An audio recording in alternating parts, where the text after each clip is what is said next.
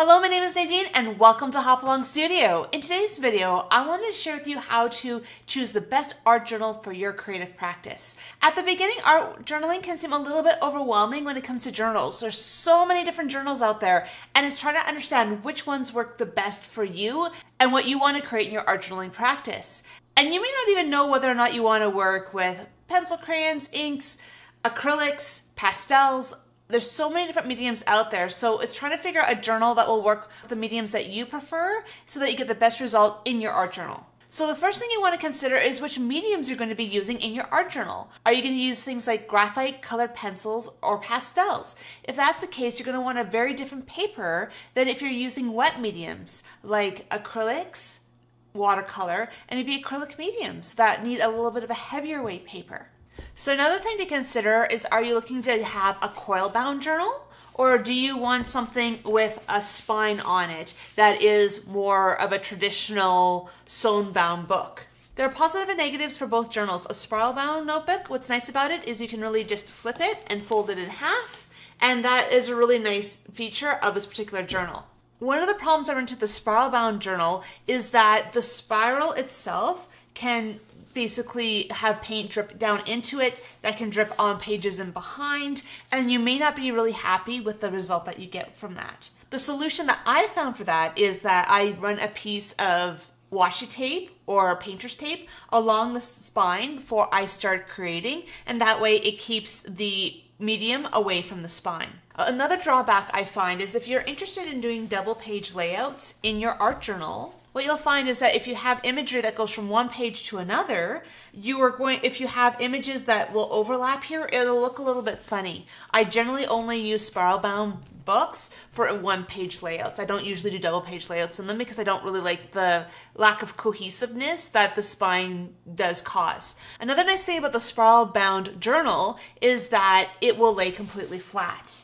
And it also has a lot of room for expansion. Your book will expand, especially on this end, and with the spiral being a little bit larger than the pages, it will still stay fairly flat. It just depends if you care about that. I generally don't, so even though I have a combination of spiral and more sewn bound books, I tend to use the sewn bound books the most in my creative journaling. The more traditional sewn bound spine journal is definitely one of my favorite formats. And this one, you can see it has expanded a little bit past the normal spine. And if that bothers you, you can just stick with a more coil bound one. And then if the coil bound one gets too thick, you can always pull pages from it.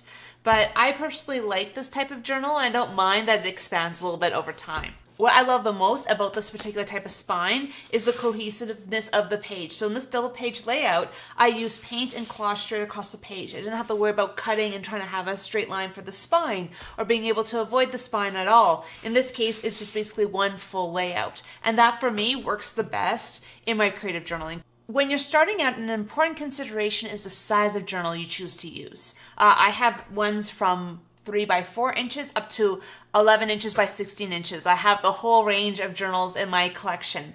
I generally find that when you're starting out, a smaller journal is the way to go. The first one I ever started was this Dina Wakley journal. And this is about a 9 by 6 journal. This is about a 9 by 11 inch journal. And this one's a smaller one. This one's about 8 by 5.5 inches. And I would suggest starting with a smaller journal.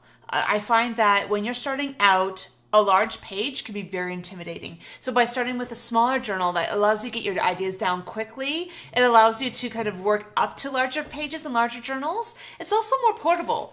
This you can bring along with you a lot more easily than a sketchbook or art journal like this. What I usually do is the smaller journals. I usually keep a 3 by 4 inch little sketchbook journal in my purse, and that comes with me everywhere. But then I also have the large ones here when I'm doing my wet mediums and when I'm spending time at home working, because that allows me to have a really large surface.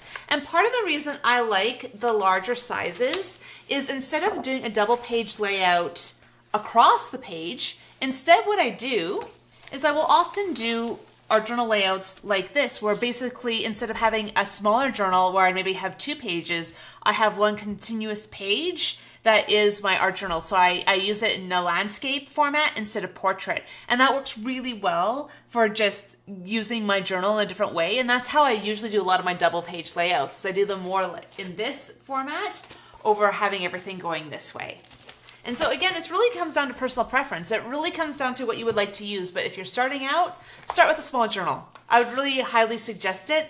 This was my first one, and this one took me a while to kind of get going with it just because it was bigger than anything I had used up to that point, and it felt like a little bit intimidating to just start with a journal. But again, I would go less than 8.5 by 11 for your first journal. You're probably going to be a lot more happy with those final results. A really important consideration when you're choosing an art journal is the type of paper that you're going to be using. There are so many different types of paper in journals, and I found that was the most intimidating part of the whole process of choosing an art journal at the beginning. So I would suggest, if you want to use more dry mediums, graphite, colored pencils, pastels, use a Bristol journal. Bristol paper is one of the most smooth surfaces that I love using in my creative journaling practice. Both of these journals here have Bristol paper in them. So you can see on this layout, it has a very nice smooth blend, but it also works really well when using markers and ink. This is another page where I use a re-inkers and a brush, as well as smooth blending with ink to get this particular effect. But then I also use it with brushos, mediums, and watercolor. And so what's really cool about the Bristol paper is that you'll notice on this one here that I use a lot of heavy mediums. It did seep through the back.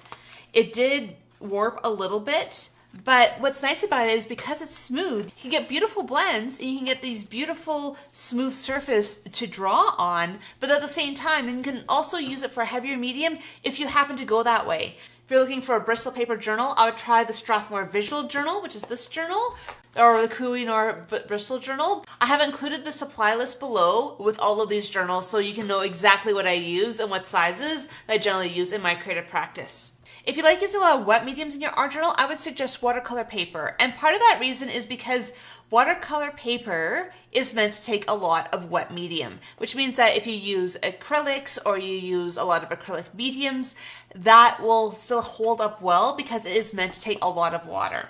And so this particular journal is meant as a watercolor journal. It has a little bit of pebbliness to the surface because of the quality of the watercolor paper, but I didn't have any issues getting my dip pen to work on this surface. So it generally works quite well. It's a high quality watercolor paper. And so I use this book primarily for watercolor painting, and it's worked quite well. You'll notice there's a little bit of bow in it, and that might be because I used a lot of water on these pages, but they generally work quite well for watercolor medium.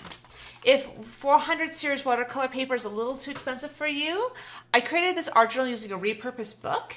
And in this journal, I added Bristol Series 200 Strathmore watercolor paper that I had cut down from large sheets, and I used it in my journal. And what I like about the 200 watercolor paper is that it is really quite good quality. I don't have a lot of buckling going on here. It takes a medium well. This was covered in a lot of water because I was showing how to use watercolor markers to stamp images. This is a neurographic art piece as well that was also using a lot of wet and a lot of watercolor on it as well. And they're on the back of each other, but they still look really great. And it stays fairly flat. Watercolor paper is great for your art journal, especially if you like using a lot of heavy mediums or a lot of wet in your art journal. Another common paper you will find is mixed media paper. And what mixed media paper is it's generally a fairly smooth paper that will take water and heavy mediums, but it's a little bit more smooth than watercolor paper. And so it works quite well if you're not too sure where you want to go with your mediums. This book that I have is the Nature Sketch Pentelic Art Journal. And I love this particular journal.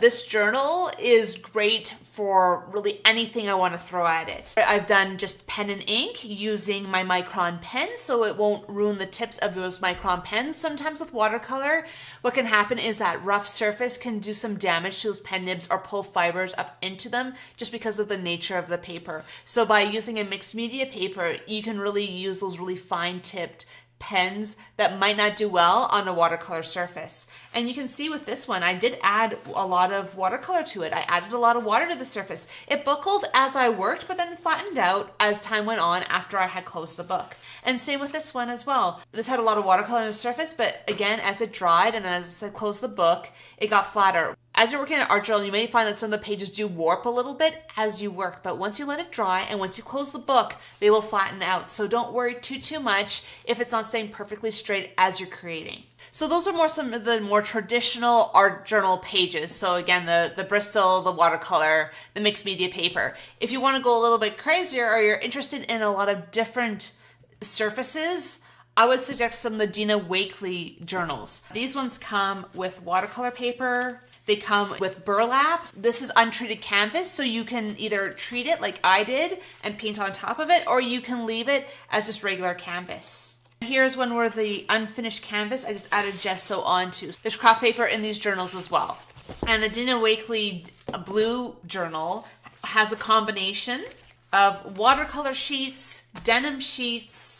It has some watercolor paper as well as the burlap. With both of these journals, I'm not a fan of the watercolor paper in these journals. They absorb the color right away. They don't give you any working time. So for some people who just want to just let the watercolor absorb into the surface, it's a perfect journal for them. As time has gone on, as I've gotten better with watercolor, I realize the watercolor in these journals are not quite my style anymore, but they're really great for having these denim pages and other pages that I use for a lot of different projects. And now, sometimes if I don't like the watercolor paper in a journal, I'll just gesso it and use it for acrylic painting. And then you have dilutions journals, and dilutions journals go in a little bit of a different direction.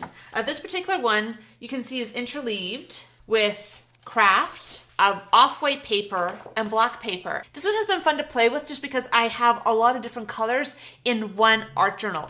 All of these papers are quite smooth. They have a feeling that's similar to Bristol, and so they work really well with pens, but again, they also handle a lot of ink and acrylics fairly well. Both of these pages have been done with acrylic paint, and they have also had other mediums put on top of them. So you can say that they still handle that medium quite well. I find them not as sturdy as the mixed media paper in the nature sketchbook or using watercolor paper, but they work really well if you're starting in and you want a little bit more of a mixed media journal. So the last factor to think about is price. You can spend a lot of money on a journal. You can also spend not a lot of money on a journal. Some of these journals that I have, part of the reason I have some of them is I did get them on sale. For example, I was getting this Bristol journal on sale at the art store. I think I paid $8 for it. So again, I happened to get a very high quality book that they were just blowing out. And so sometimes it's good to look for those sales because you never know what you'll find. I like having better quality paper, and because I know I'm going to spend hours and hours in this journal, I'm willing to spend a little bit more to get a better journal to start off with.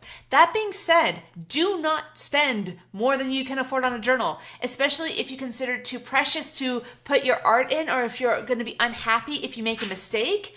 That's why it's important to choose a journal that's not too expensive, but will help you get started. And so I think that's where that really fine balance comes in, is the more expensive journals will have better quality paper, but if that better quality paper is going to prevent you from creating or prevent yourself from trying to create, start with something a little bit cheaper. And you can always start with the smaller journals. Smaller journals are generally less expensive. A larger journal, the larger the format, the more money they cost. That's just how it works. And so by choosing a smaller journal and choosing something maybe with a little bit better paper to start off with, that might be a better place for you to start.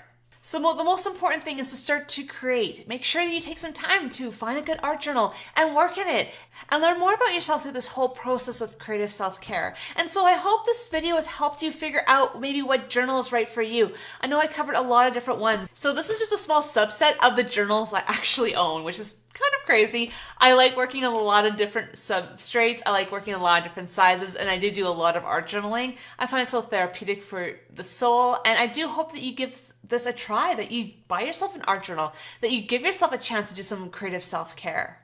And if you're looking for the specifics about all of these journals, I've included them in the supply list below. Those are affiliate links, which means that I do get a small commission at no cost to you. And that's just another way you can support this channel, and it helps me bring you videos every week. And so I hope you've enjoyed this video, and if you have, if you could like it, subscribe, and hit that notification button so you don't miss out on any future videos. And next week I'll be talking about why I art journal and some of the important things that I have learned about my art journaling process. So stay tuned for that video. In the meantime, I've included another art journal video here to maybe help you get started on your first art journaling project. So I hope that you have a really great week, that you take some time for some personal self-care, and I will see you next time.